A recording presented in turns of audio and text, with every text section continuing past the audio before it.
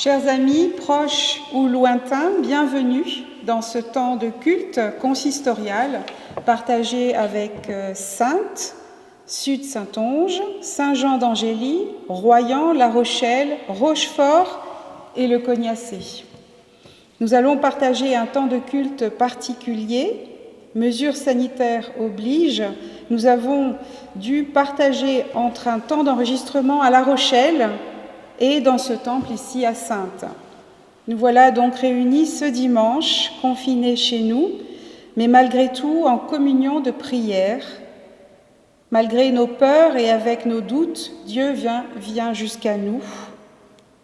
Il nous comble de sa présence et nous accueille dans sa paix, tels que nous sommes, sans poser de conditions ni établir de hiérarchie. Peut-être que certains ou certaines d'entre vous sont emportés parfois par la peur, hors de cette lumière du Christ, hors de la joie que vient nous offrir la venue du royaume. Il suffit pourtant de nous relever, de tourner nos regards vers la lumière du dehors, d'ouvrir nos cœurs et nos esprits à cette parole vivante, cette parole de vérité qui nous est offerte encore ce matin. Le talent ou les talents dont il sera question dans l'évangile de Matthieu ce matin, ce trésor qui nous est confié, c'est la joie du royaume. Et cette joie est imprenable. Nul ne peut l'enfouir définitivement sous terre, car elle brille déjà en chacun de nous. J'invite chacun et chacune, là où il se trouve, à se redresser, à se relever pour recevoir la grâce et la paix qui nous sont données par Dieu, notre Père. C'est à lui ce matin que nous rendons un culte. Je vous invite à prendre le cantique « Ô peuple fidèle ».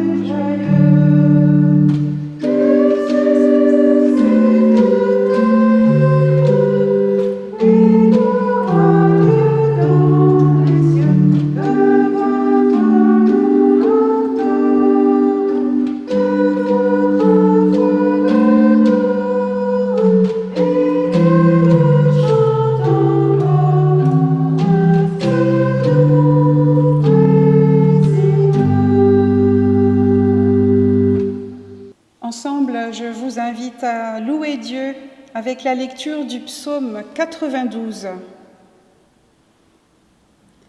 Il est beau de louer l'Éternel et de célébrer ton nom, ô Très-Haut, d'annoncer le matin ta bonté et ta fidélité pendant les nuits, sur l'instrument à 10 cordes et sur le luth au son de la harpe, tu me réjouis par tes œuvres, ô Éternel. Et je chante avec allégresse l'ouvrage de tes mains, que tes œuvres sont grandes, ô Éternel, que tes pensées sont profondes. L'homme stupide n'y connaît rien, et l'insensé n'y prend point garde.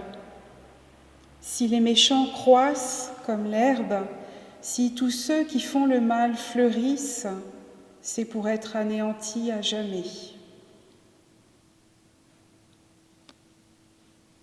Mais toi, tu es le Très-Haut, à perpétuité, ô Éternel, car voici tes ennemis périssent.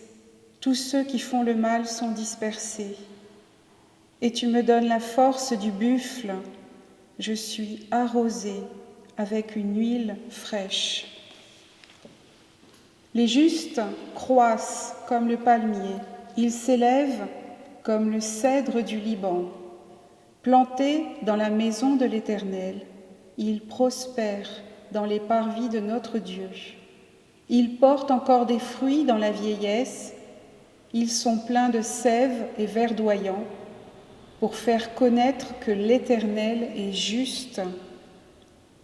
Il est mon rocher et il n'y a point en lui d'injustice.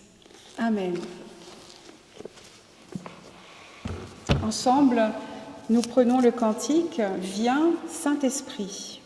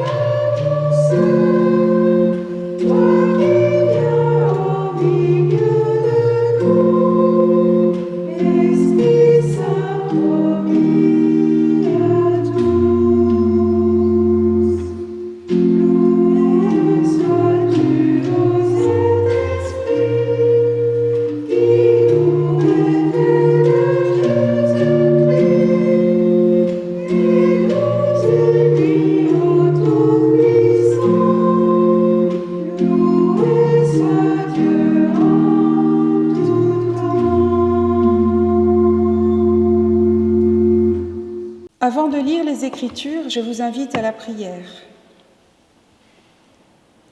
Seigneur, nous nous présentons devant toi comme des pécheurs conscients de nos limites et de notre prétention à savoir.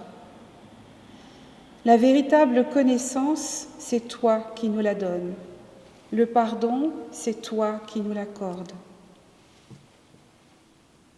Ouvre nos cœurs et nos intelligences pour accueillir ta parole de vie et lui offrir une terre fertile qui portera les fruits que tu souhaites. Par ton esprit, guide nos pas vers le royaume auquel tu nous destines. Amen. Frères et sœurs, je vais lire dans l'évangile de Matthieu au chapitre 25, les versets 14 à 30. Il en sera, nous dit-on, comme d'un homme qui, en partant pour un voyage, appela ses serviteurs et leur confia ses biens. Il donna 5 talents à l'un, 2 à l'autre et 1 au troisième. À chacun selon sa capacité, et il partit en voyage. Aussitôt, celui qui avait reçu les 5 talents s'en alla, les fit valoir et en gagna 5 autres. De même, celui qui avait reçu les 2 talents en gagna 2 autres. Celui qui n'en avait reçu qu'un alla faire un trou dans la terre et cacha l'argent pour son maître. Longtemps après, le maître de ses serviteurs revint et leur fit rendre des comptes. Celui qui avait reçu les 5 talents s'approcha en apportant 5 autres talents. Et alors il dit, « Seigneur, tu m'avais confié 5 talents, voici 5 autres que j'ai gagnés. » Son maître lui dit, « Bien, bon et fidèle serviteur, tu as été fidèle en peu de choses. Je t'établirai sur beaucoup. Entre maintenant dans la joie de ton maître. » Celui qui avait reçu les deux talents s'approcha lui aussi de son maître et il dit, « Seigneur, tu m'avais confié 2 talents. En voici 2 autres que j'ai gagnés. » Son maître lui dit, « Bien, bon et fidèle serviteur, tu as été fidèle en peu de choses, je t'établirai donc sur beaucoup. Entre maintenant dans la joie de ton maître. » Celui qui n'avait reçu qu'un talent s'approcha ensuite et il dit, « Seigneur, je savais que tu es un homme dur, qui moissonne là où il n'a pas semé et qui récolte là où il n'a pas répandu. J'ai eu peur et je suis allé cacher ton talent dans la terre. Voici, prends ce qui est à toi. » Son maître lui répondit, « Serviteur mauvais et paresseux, tu savais que je moissonne là où je n'ai pas semé, et que je récolte là où je n'ai pas répandu. Il te fallait donc placer mon argent chez des banquiers, et à mon retour, j'aurais retiré ce qui est à moi avec un intérêt. Ôtez-lui donc le talent et donnez-le à celui qui en a 10, car on donnera à celui qui a, et il sera dans l'abondance, mais à celui qui n'a pas, on ôtera même ce qu'il a. Et ce serviteur inutile, jetez-le dans les ténèbres du dehors, où il y aura des pleurs et des grincements de dents. Seigneur, ta parole se fait pour nous vérité. Sanctifie-nous par ta vérité. Amen. La lecture de ce dimanche nous conduit à l'issue de l'évangile de Matthieu. La fin approche. Rédigé à rebours de la résurrection du Christ, l'Évangile vient nous mettre en garde. Il nous appelle à rester vigilants, à ne pas trahir, à ne pas nous trahir nous-mêmes, à ne pas nous égarer sur les chemins hasardeux du jugement et de la peur. Il nous invite à entrer dans la joie. Mais dans quelle joie, me direz-vous ? Nous traversons des temps tourmentés, bouleversés par la violence, le mensonge, les fake news, la propagande et l'esprit de division. Comment ne pas se laisser entraîner par la peur ? Comment ne pas suivre le chemin de ce serviteur, le 3e, celui à qui le Maître a donné un seul talent ?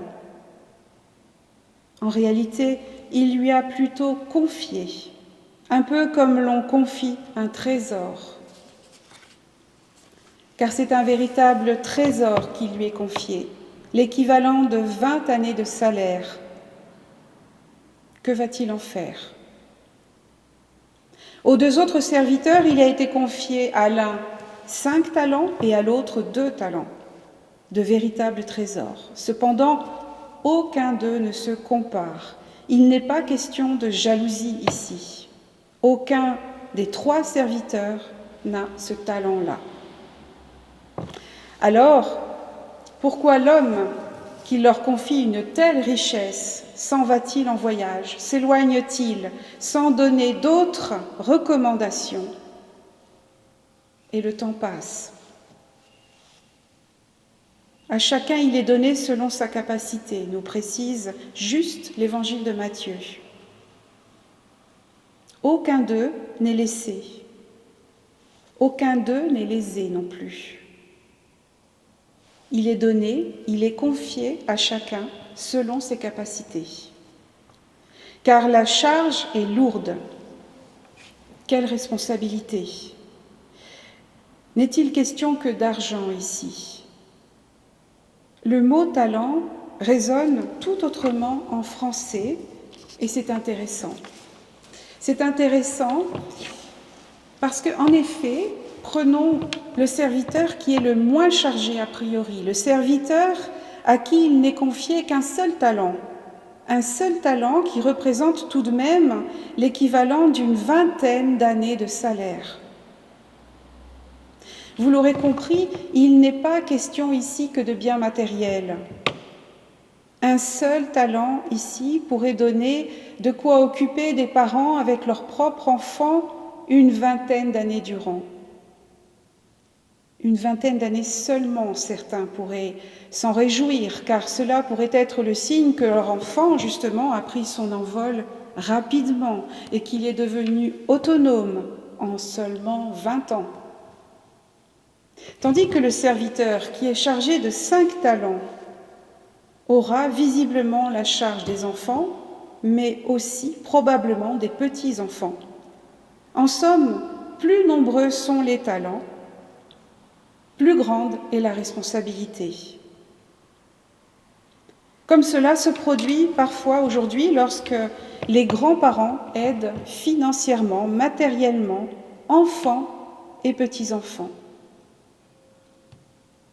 Ce trésor, ce talent qui leur est confié, aussi précieux soit-il, est aussi une responsabilité. Une responsabilité, c'est-à-dire la possibilité d'une réponse libre qui fait terriblement peur au troisième serviteur. Et cela lui fait tellement peur qu'il s'empresse d'aller le cacher, le mettre à l'abri, enfoui dans la terre. Seulement voilà, enfoui dans la terre, sans lumière, son talent ne porte aucun fruit. Le temps passe, et lorsque le maître revient de voyage, oui, tout est resté intact, tel que cela était avant son départ. Rien n'a bougé. À l'image d'une maison ou d'un temple, sans vie. Le serviteur qui avait caché sous le boisseau le talent qui lui avait été confié restitue un talent intact, certes, mais vide de sens. Sur la peur, rien ne pousse. Sur la peur, aucun arbre ne porte du fruit. Sur la peur, aucun lien ne peut se tisser, aucune vie ne peut survivre, car la peur paralyse. C'est d'ailleurs le propre des régimes tyranniques que de gouverner par la peur, en faisant place à la terreur. Notre monde, nos cités, sont à la merci de ce terrorisme de la peur, de cet esprit de division qui travaille à empêcher toute vie de porter librement du fruit. Comment se tenir debout lorsque les fracas des armes et les cris de douleur nous incitent à rester sourds, aveugles ou silencieux? Pourtant, notre responsabilité nous y engage. Le troisième serviteur de cet évangile de Matthieu, celui qui est le plus craintif, pourrait avoir toutes les excuses d'avoir peur, même si ce que lui avait confié le maître, un seul talent, semblait à la mesure de ses forces. Il a peur. Il est paralysé par la peur, alors sa vie se fige. Et au retour du maître, cependant, son discours est déroutant. Rappelons-nous ce qu'il dit. Ces paroles résonnent comme une accusation. « Je savais, dit-il. » Que sait-il ? « Je savais, dit-il au maître, je savais que tu es un homme dur qui moissonne où tu n'as pas semé et qui récolte où tu n'as pas répandu. » Mais qui est donc ce maître qui semble récolter des fruits qui ne lui appartiennent pas ? Dans la parabole de Matthieu, Dieu est souvent figuré par le roi ou le maître. Dieu, ici, est tout simplement mis en accusation dans la bouche du troisième serviteur. Il le trouve dur, presque voleur, puisqu'il l'accuse de moissonner où il n'a pas semé et de récolter où il n'a pas répandu. Et cela avant même de rendre son talent.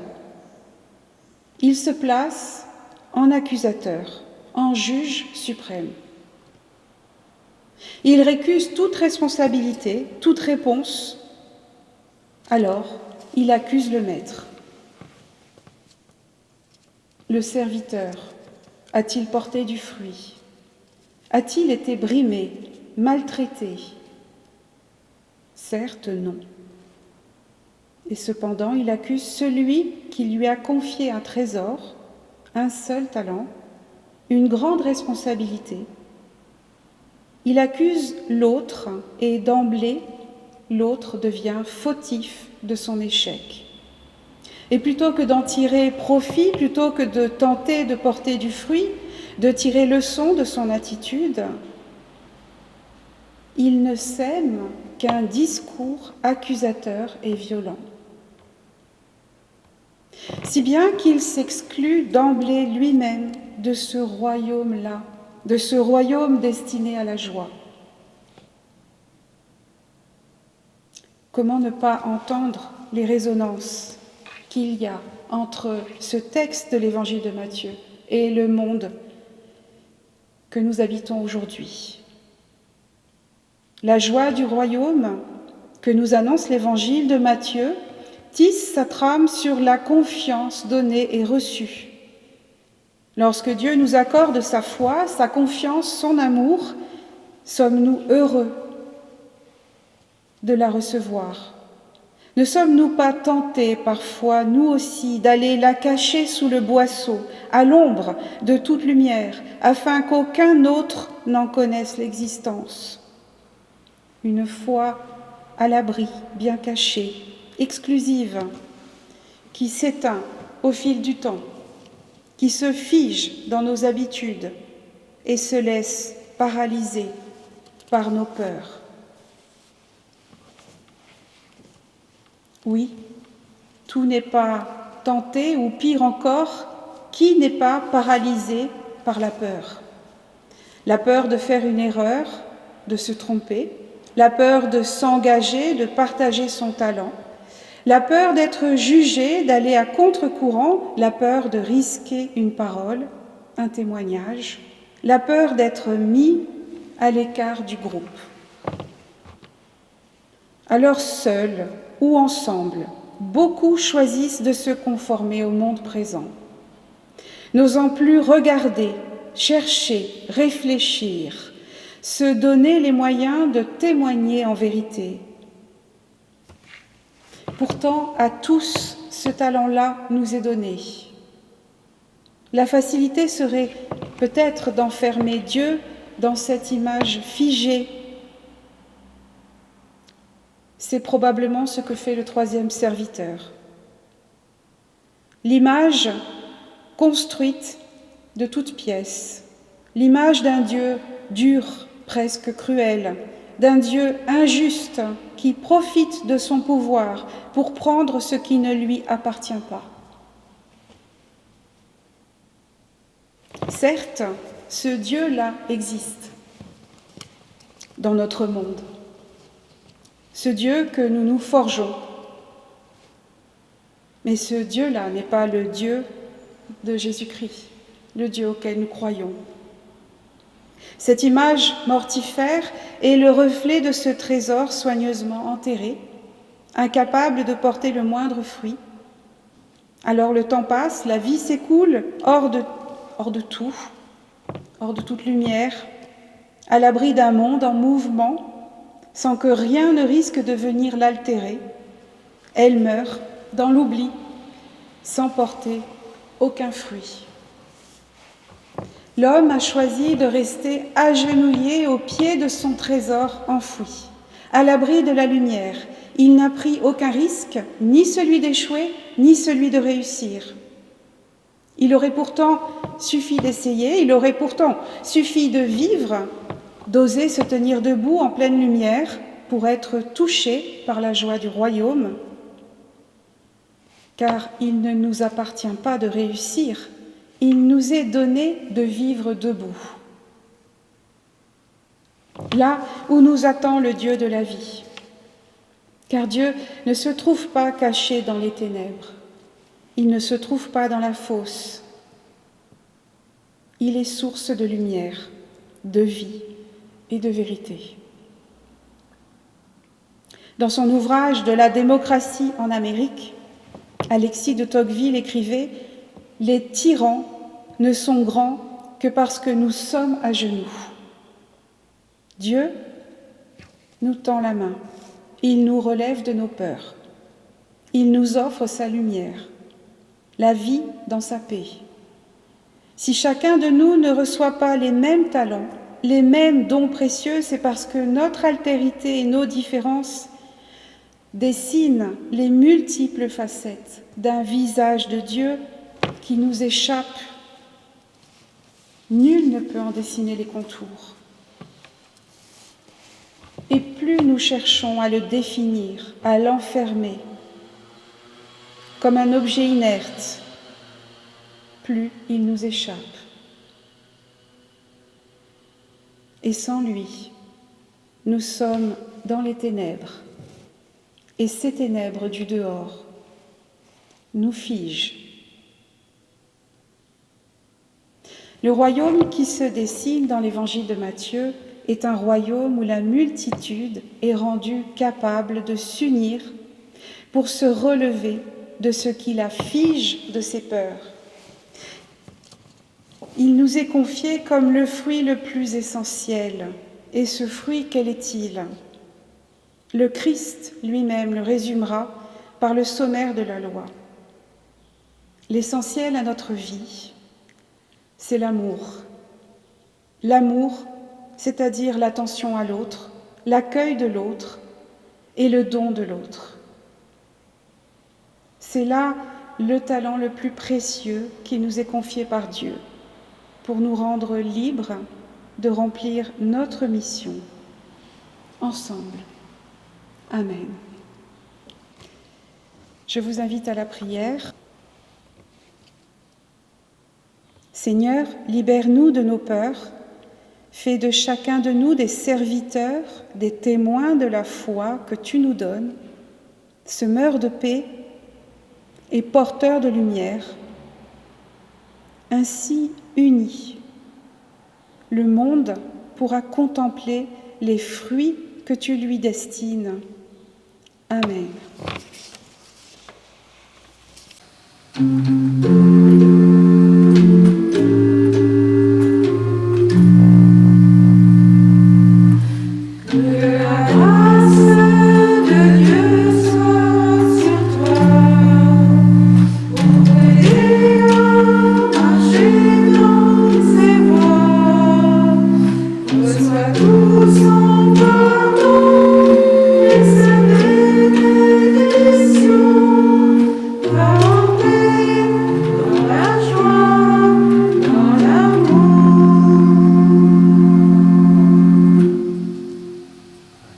Ensemble, nous déclarons notre foi.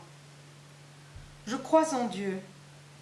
Je crois qu'il nous a aimés le premier, avant que nous existions, avant nos pères, avant les débuts obscurs dont sortit l'humanité, il nous a aimés. Mieux qu'une mère en espérance d'enfant qui pense à l'inconnu qui sommeille en elle, je crois que Dieu nous a aimés d'avance et portait. Car nous sommes son espérance et nous sommes sa crainte, sa joie et sa douleur. Je crois que malgré l'immense peine qu'il subit par nous, Dieu nous a voulu et nous veut encore toujours. À travers les obstacles, les chemins perdus, les gouffres, les ombres de mort, je crois que Dieu nous veut, nous mène et communie avec nous. Je crois que Dieu, en Jésus-Christ, nous aime victorieusement, avec une puissance devant laquelle tout cédera. Il boira avec tous les calices, il combattra tous les combats, il descendra dans toutes les tombes jusqu'à la fin, et la fin sera bonne. Oui, je crois que Dieu est amour, et que son esprit nous anime et nous porte. Amen. Chers amis, dans le déroulement du culte, c'est le moment de l'offrande. Alors nous sommes à distance les uns des autres, mais cette offrande reste indispensable pour la vie de notre Église. Et à l'image de la parabole que nous venons d'entendre, il nous est offert la possibilité de ne pas enterrer nos talents, mais de les partager pour qu'ils portent du fruit. Et l'Église a besoin de ces fruits-là pour vivre. Donc, si vous le souhaitez, vous avez la possibilité chaque dimanche de mettre un talent ou votre offrande dans une enveloppe et puis de les remettre ensuite au trésorier ou à la trésorière de votre paroisse, ou bien d'envoyer un chèque, ou bien d'aller sur le site de votre paroisse pour faire un don en ligne. Voilà, donnons dans la confiance et joyeusement. Amen. Je vous invite à la prière. Seigneur, nous te confions celles et ceux qui ne peuvent pas se joindre à nous ce matin parce qu'ils sont hospitalisés, parce qu'ils sont isolés, n'ont peut-être pas de connexion et ont besoin pourtant de la présence de nos frères et de nos sœurs à leur côté. Seigneur, nous te confions les fruits que tu nous donnes de partager. Ce consistoire, ce temps de culte qui nous relie les uns aux autres, qui nous offre d'être en communion de prière les uns avec les autres. Nous te confions les jeunes, les plus jeunes d'entre nous, qui doivent avancer dans ce monde avec l'inquiétude de terminer leurs études, de passer un diplôme, de trouver un travail. Nous te confions les plus anciens, les plus âgés, qui se sentent souvent déconnectés, isolés, peut-être même rejetés par la vitesse à laquelle va notre monde. Nous te confions toutes celles et tous ceux qui ont le sentiment de n'avoir rien à donner, aucun talent, aucun don. Et pourtant, tu leur as donné la vie. Donne à chacun de nous d'être une lumière pour celles et ceux qui pensent qu'ils n'ont rien à offrir. Et Seigneur, nous te confions celles et ceux qui sont au loin, celles et ceux qui se cachent, qui sont dans la peur du fanatisme, du radicalisme, du terrorisme, de tous ces ismes qui les enterrent sous terre. Aide-les à se confier en toi, manifeste ta présence et inspire-nous des gestes et des paroles qui construisent une paix, qui construisent des ponts jusqu'à eux, jusqu'à elles.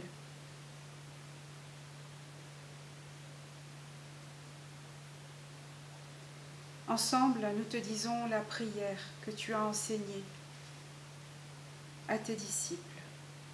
Notre Père, qui es aux cieux, que ton nom soit sanctifié, que ton règne vienne, que ta volonté soit faite sur la terre comme au ciel.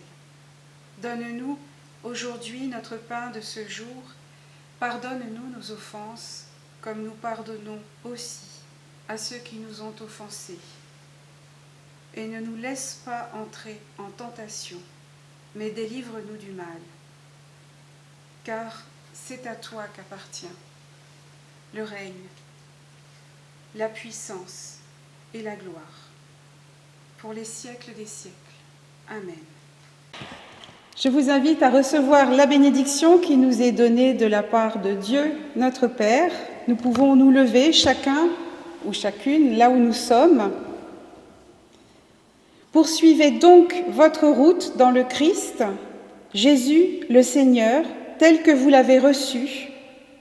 Soyez enracinés et fondés en lui, affermis dans la foi et débordants de reconnaissance. Et que le Dieu Tout-Puissant vous bénisse et vous garde, le Père, le Fils et le Saint-Esprit. Amen.